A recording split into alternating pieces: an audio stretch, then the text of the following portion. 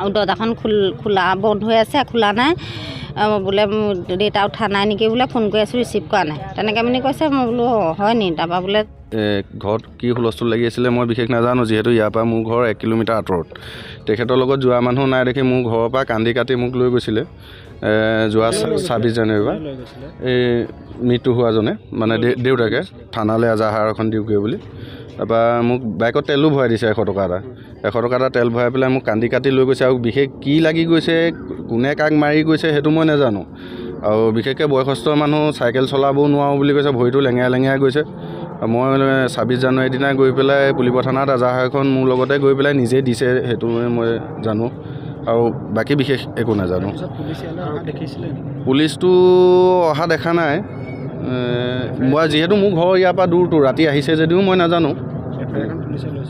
লৈছে এজাহাৰখন লৈছে। সেইদে বুলিয়ে এজাহাৰখন দিছে সেইদে বুলিয়ে। খালি মই মোৰ ঘৰটো যিহেতু ইয়াৰ পৰা দূৰ, কি অত্যাচাৰ চলায় কি কৰে সেইটো বিশেষ মই নাজানো।